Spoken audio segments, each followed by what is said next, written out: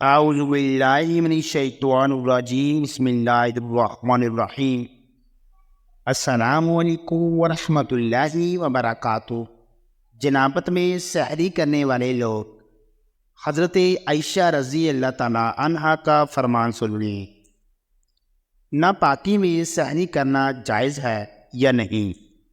محترم ناظرین، اکثر لوگ جنبی حالت میں خود کو، اپنے کپڑوں کو، اپنے بستر کو ناپاک سمجھتے ہیں اور کھانے کو اور کام کاج کو ہاتھ نہیں لگاتے کہ جب تک غسل نہ کر لے، اور خواتین بھی بچے وغیرہ کو دودھ پلانا، کھانے کو ہاتھ لگانا گناہ سمجھتی ہیں، یہ سمجھ کر کہ وہ ناپاک ہے۔ اسی طرح ماہ رمضان میں جنابت کی حالت میں سحری کرنے کو ناجائز سمجھتے ہیں اور کہتے ہیں کہ ناپاکی کی حالت میں روزہ رکھنا گناہ ہے۔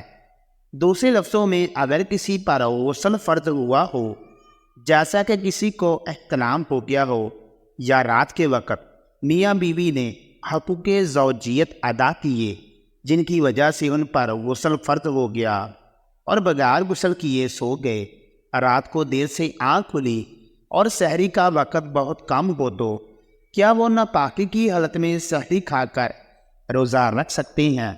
روزہ ہوگا یا نہیں، یا سحری سے پہلے غسل کرنا ضروری ہے؟ اس بارے میں شریعت کا کیا حکم ہے؟ آج کی اس ویڈیو میں ہم ان تمام سوالات کے جوابات قرآن و حدیث کی روشنی میں دینا ضروری سمجھتے ہیں۔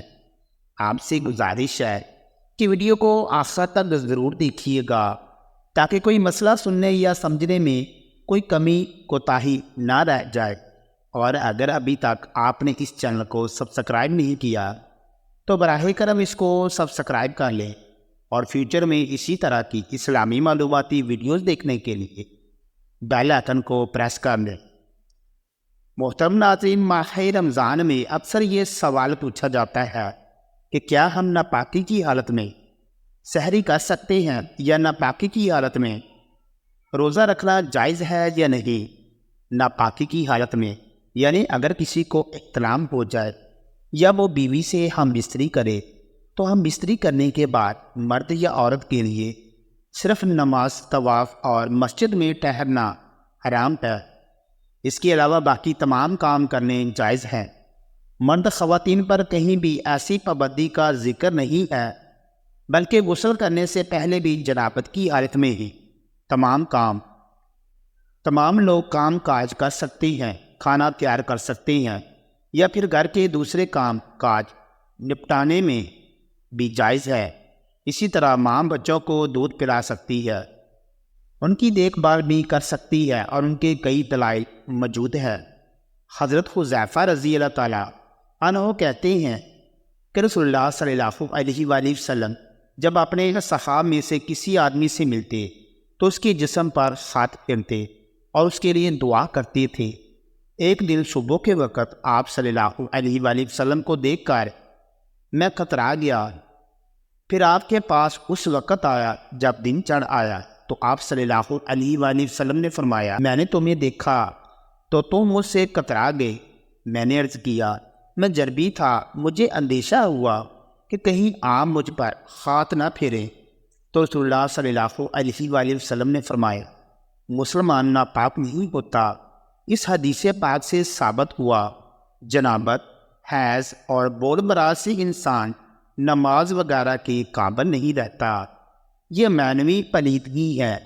ظاہر انسان خصوصاً مسلمان پاک رہتا ہے، مندرجہ بالا حمایت میں اس سے ملنا جلنا، اس کے ساتھ کھانا پینا، اس کا ہر قسم کے کام کاج کرنا جائز ہے، کوئی فرق نہیں پڑتا۔ اس کا جھوٹا کھایا پیا جا سکتا ہے۔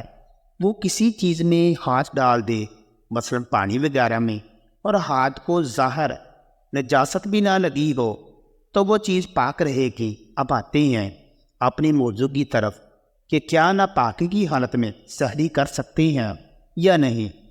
تو جواب اس کا یہ ہے کہ جس طرح ناپاکی کی حالت میں کھانا پکانا، ایک دوسرے سے ہاتھ ملانا جائز ہے، اسی طرح ناپاکی کی حالت میں سحری کرنا بھی جائز ہے۔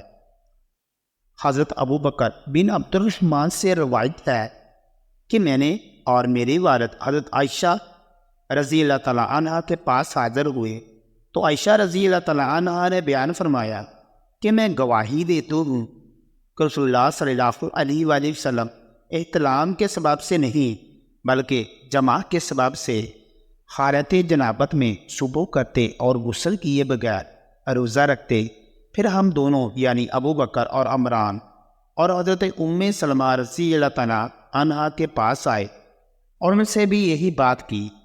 حضرت ام المومنین عائشہ اور ام المومنین ام سلمہ رضی اللہ تعالیٰ عنہا سے روایت ہے کہ رسول اللہ صلی اللہ علیہ وآلہ وسلم کو فجر پا لیتی اور بیویوں سے صحبت کی وجہ سے حالتی جنابت میں ہوتے تو پھر آپ غسل فرماتے اور روزہ رکھتے۔